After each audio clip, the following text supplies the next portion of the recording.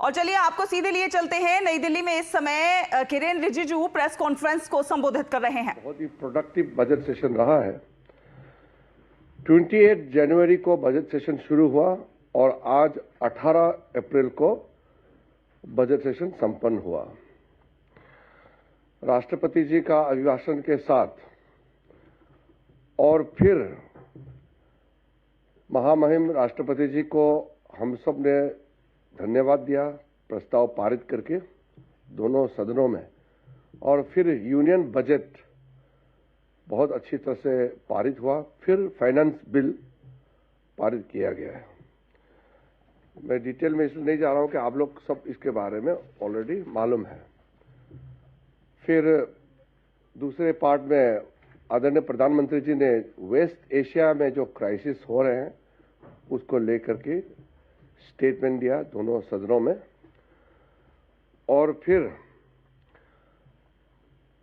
Budget session को extend किया गया 3 दिनों के लिए 16, 17, 18 अप्रैल।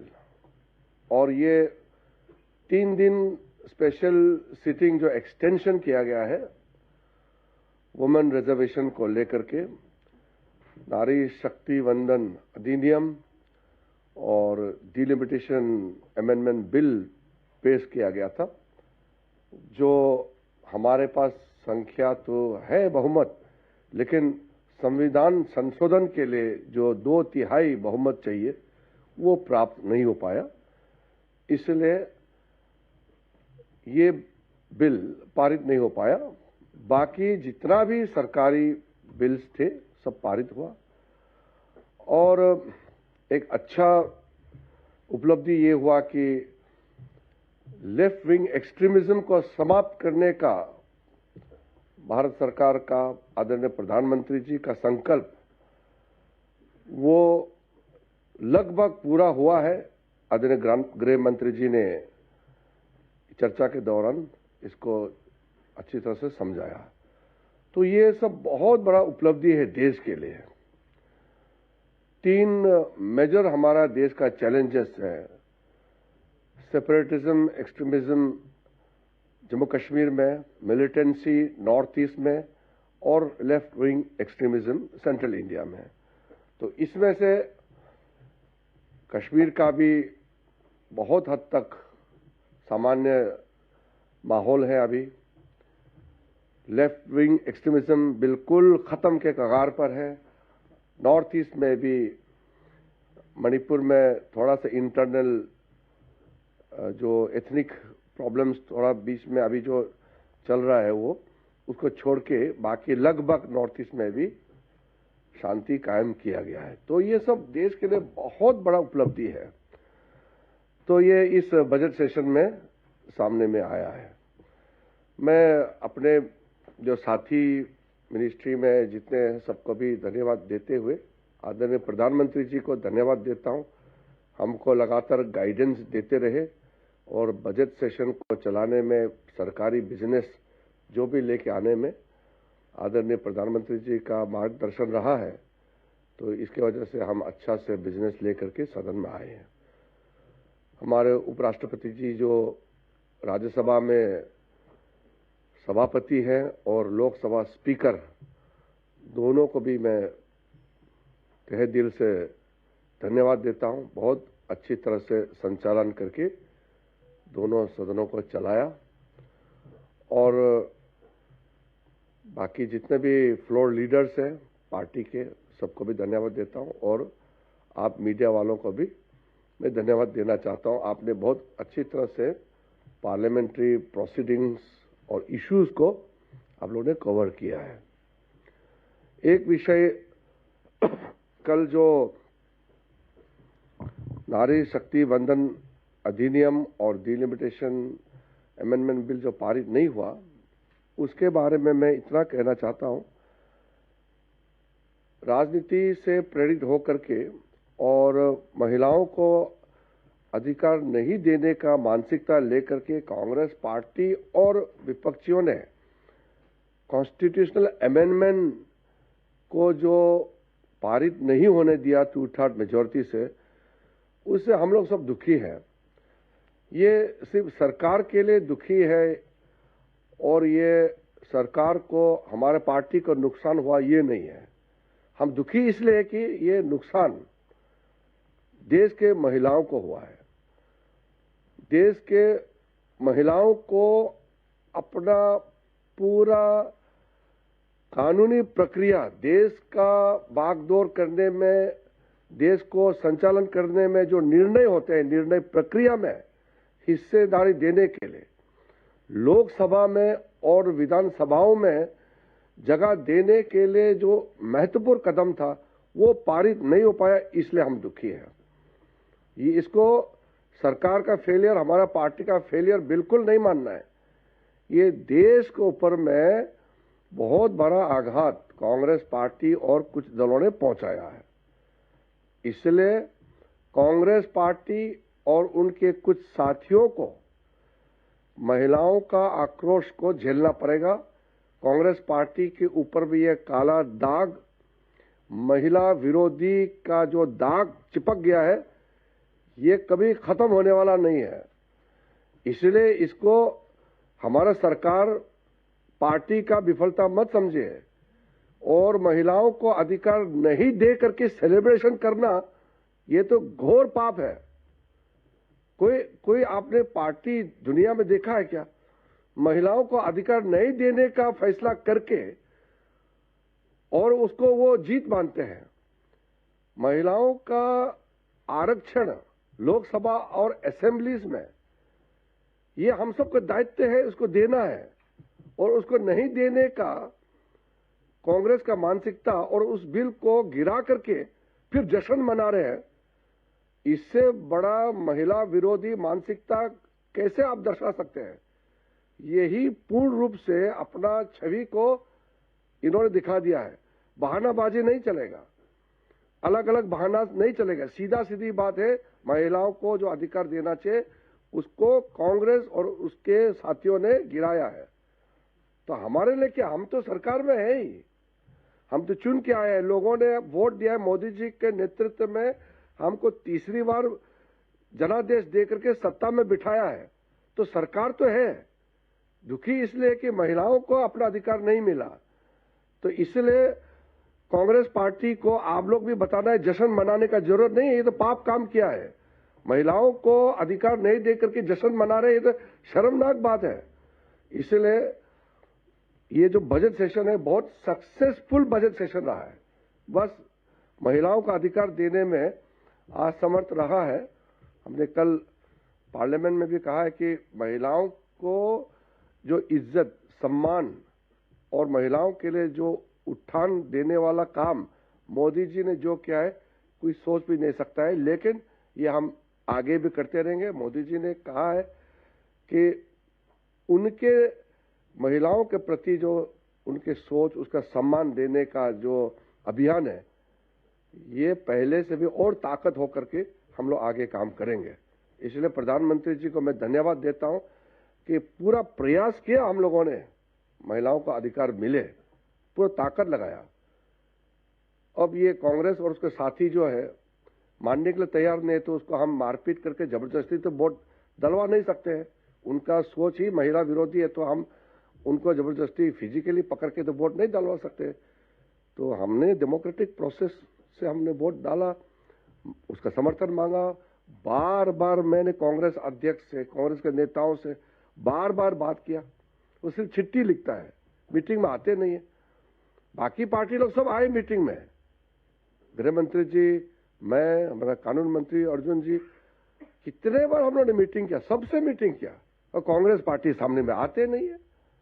और फिर बोलता है कि चर्चा नहीं होते, सामने में नहीं आता है, चिट्ठी लिखता 3 बार, फिर बोलता है कि चर्चा नहीं करते। तो इस तरह का जो महिला विरोधी जो सोच है कांग्रेस पार्टी, वो तो देश का सामने में उजागर हो गया है। अफसोस की बात है, उसको तो महिलाओं का गुस्सा झेलना पड़ेगा कांग्रेस को, लेकिन हम लोग तो अपना प्रयास है निरंतर, भविष्य में हम लोग करते रहेंगे।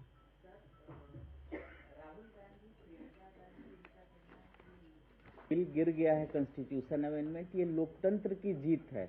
राहुल गांधी का कहना है कि जो सरकार है अभी के दिल्ली से तमिलनाडु को चलाना चाह रहे हैं। नहीं, ये जो अगर राहुल गांधी कहते हैं कि महिलाओं को आरक्षण देने वाला काम अगर गैर डेमोक्रेटिक है, तो फिर राहुल गांधी को कोई समझाना चाहिए कि महिलाओं को अधिकार देने वाला अनडेमोक्रेटिक कैसे हो गया। इसका तो जवाब हम दे ही नहीं सकते, उसका सोच क्या है। नहीं सर, वो लोग कह रहे हैं कि महिलाओं का अधिकार नहीं है। आप जो डिलिमिटेशन आप कर रहे हैं वो विमेन वो तो रिजर्वेशन देखिए, के मैं आड़ में आप कर इसको रहे मैं हैं, अभी इसलिए हम विरोध बहुत कर रहे हैं। डिटेल में बोलने का आवश्यकता नहीं है। होम मिनिस्टर अमित शाह जी ने बहुत अच्छी तरह से समझाया है कि 2026 तक डिलिमिटेशन नंबर्स ऑफ सीट्स को फ्रीज किया गया है, तो उसको उठाने के लिए संवैधानिक प्रक्रिया है, अमेंडमेंट तो लाना पड़ेगा।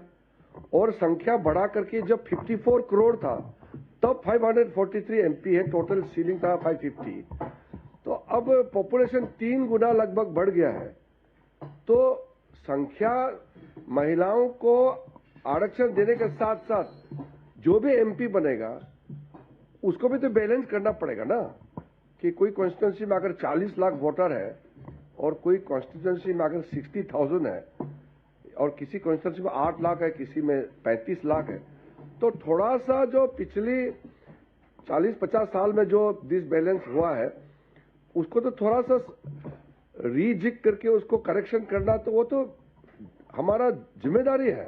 वो तो कल होम मिनिस्टर साहब ने बहुत अच्छा समझाया। मैं नहीं मानता हूं कि कांग्रेस बेवकूफ है, कांग्रेस चालाक है। वो इस तरह का नहीं समझने का जो नाटक करता है, वो तो महिला आरक्षण को गिराने के लिए वो इसको ये करते हैं। ऐसा नहीं, वो नहीं समझते हैं क्यों डिलिमिटेशन को जोड़ना पड़ रहा है, और delimitation north south east west सारा भारत को बराबर सबको शेयर मिले, ये तो एक बहुत अच्छा प्रक्रिया था, सब मालूम है।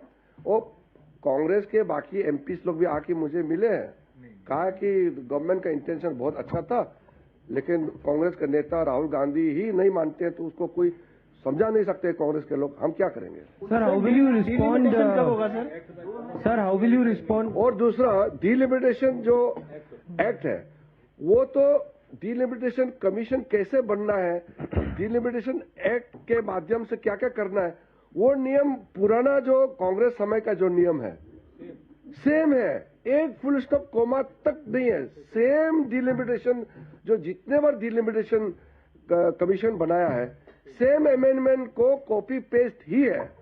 वो कांग्रेस जमाने का डिलिमिटेशन का प्रोसेस है, वही कानून है। How will you respond? वो लोग बार बार कह रहे हैं कि 2023 उसी एक्ट के आधार पे आप डिलिमिटेशन कमीशन बनाएंगे?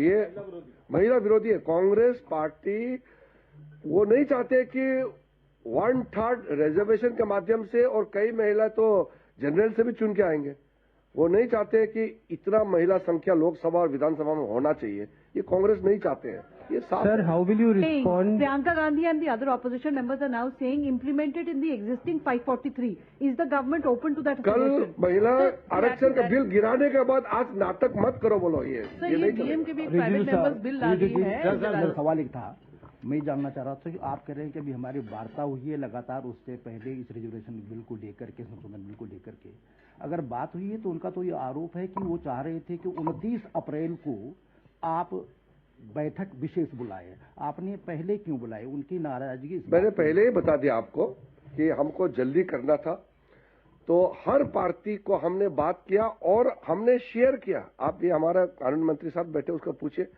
कागज जितना कैलकुलेशन कितना सीट बनने जा रहा है, किस स्टेट का कितना है, पूरा हमने शेयर किया एक एक पार्टी से, और सबने सराहना किया। When we had the meeting with all the political parties, we shared the projected proposal formula. Everybody appreciated, nobody opposed. But Congress never came forward to attend those meetings, and they only wrote letters. Kharge ji wrote 3 letters. We invited them for physical meeting, and they are writing letters. Why was it not part of the bill? The assurance that you gave, why वो was तो it कल not part बताया of the ना। bill? ओहो, जब आप भाषण देते हैं लोकसभा में, जो आपका भाषण है वही तो एश्योरेंस होता है ना।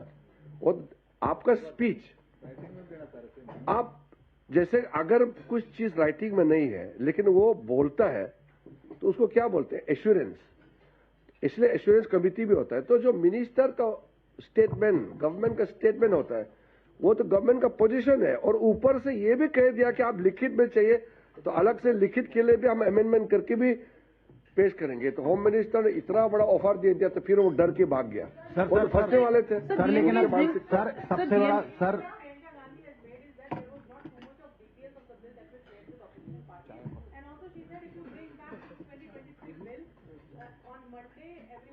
Let us not go into the trap what Congress is trying to lay after defeating the women reservation bill.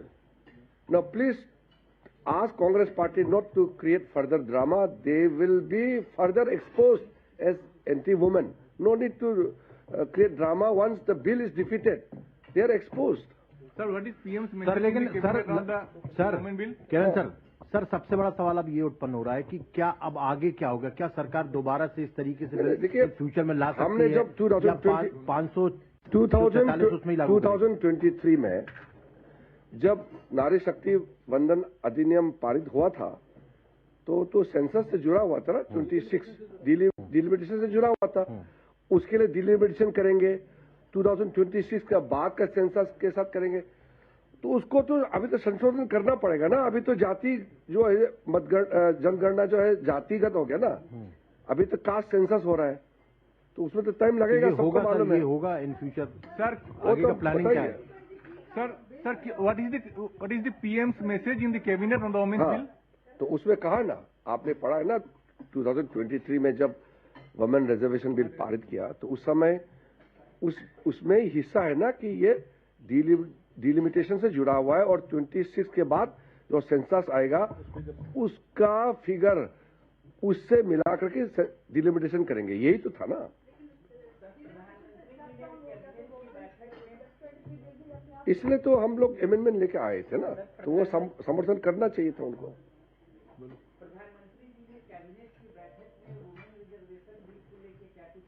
नहीं, कैबिनेट के अंदर में क्या बात हुई वो तो मैं अभी आगे बताने का नियम नहीं है, लेकिन इतना आप मान के चलिए कि कांग्रेस पार्टी और उनके कुछ साथी दल अब बच नहीं पाएंगे। महिलाओं का आक्रोश, देश के महिलाओं का गुस्सा उसके ऊपर में इतना फूटेगा कि ये चिपक गया है कांग्रेस को। एंटी वुमेन, महिला विरोधी, ये दाग लग गया है। ये साफ होने वाला नहीं अभी कांग्रेस। सर, जब आपने स्पेशल सेशन बुलाया था और आप डिस्कशन कर रहे थे, were you assured of the number of 2/3 majority? Did the opposition at any point assure? Even imagine that any party would oppose women reservation? आप सोचिए, इसमें तो आशंका होने का सवाल है। You were confident of your numbers? Nobody could even imagine that any party, and especially national party like Congress party, would ever oppose women reservation, even if they oppose internally. I thought, and everybody thought, that they will not go to this extent of getting themselves exposed as anti-women. Sir, but the opposition party is claiming that. हाँ जी, जी। Thank you.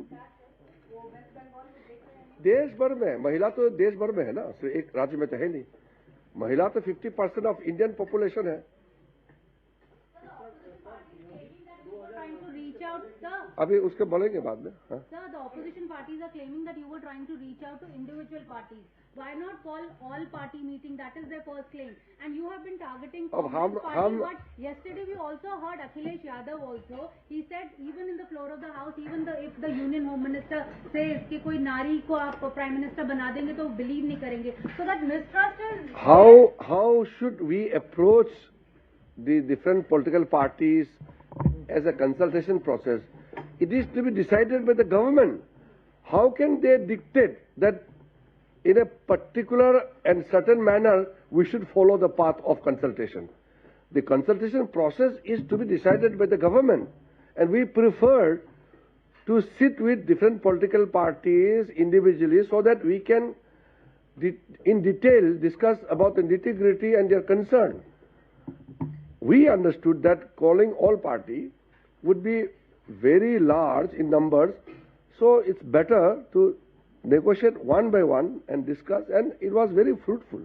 In all the meetings we had with different political parties, including many parties from the opposition, those meetings were very positive and fruitful. Sir, the constitution. Samajwadi से तो 4 लोग आए, 4 senior leaders led by Professor Ram Gopal Yadav ji. We had a very nice meeting. Similarly, we had very fruitful meeting with all political parties. It is Congress party who spoiled the thing, and they kept dialing and calling all opposition parties not to attend the meeting called by the government. If government wants consultation, if Congress doesn't want consultation, then it is very unfortunate that Congress doesn't believe in democratic principles and consultations and consensus. Sir, the constitutional amendment that got defeated yesterday. No, I will not go into the individual thing. Let us concentrate on the issues. Sir, the constitutional amendment that got defeated yesterday and the rest of the bills were withdrawn by you yesterday. Not withdrawn. It is kept in evidence. It is a property of Lok Sabha. Will the government plan to bring it separately in the... That I will not say now, because it is already the property of the House. Government had requested the Speaker not to move further because the principal constitutional amendment bill was defeated. So that is why the remaining 2 bills are kept alive in the Lok Sabha. That's the property of the Lok Sabha. So the freeze on delimitation is over by 2026. Huh? The freeze on delimitation is over by 2026. So after the census, this वो तो 26 future का census, बात अभी हम announce नहीं कर सकते ना, लेकिन but it is now open. Like you can do a delimitation. लेकिन after. पहले तो जिसने गलती किया उसको सजा तो देना चाहिए ना. आप भविष्य की बात कर रहे हैं. इतना बड़ा पाप काम किया कांग्रेस पार्टी ने, जिन्होंने भी महिला आरक्षण का बिल को गिराया, पहले तो उसको सजा देना चाहिए. कानून में भी होता नहीं क्या? If somebody commits crime, he must be punished. Moral punishment, legal punishment, और यहाँ में तो डेमोक्रेटिक पनिशमेंट होगा. सर, क्या ये बिल पास करने के लिए आप क्या ज्वाइंट सेशन बुला सकते हैं? वो फ्यूचर का उसका अभी मत बोलिए, क्योंकि अभी जो हुआ मैं उसको ब्रीफ करने के लिए आया हूँ. Meghwal sir, So what is the BJP strategy to reach out to common people of the country? वो तो सब देश ने देख चुका है. हम रीच आउट करने की जरूरत नहीं है. हमको ही बोल रहे हैं कि वो कुछ लोग थे, उनको क्या सजा देना चाहिए. पब्लिक तो वैसे गुस्सा है, महिला तो बहुत गुस्से में है. Sir, one last question. 16th of April 2026 को नोटिफाई क्यों किया आपने 2023 वाला bill? What was the legal knowledge? अभी लाया ना कमेंसमेंट के लिए, प्रोसेस है.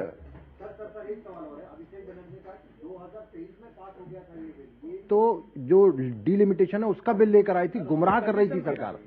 वही आपको बार बार बोल रहा हूँ, वो ना समझ होने का वो कोशिश करते थे. आप उसमें क्यों? नहीं सर, वो पुराना नारी शक्ति वंदन अधिनियम बिल में ही प्रावधान रखा है ना कि 26 के बाद सेंसस जो होगा उसमें डिलिमिटेशन होगा, उसके बाद इम्प्लीमेंट करेंगे.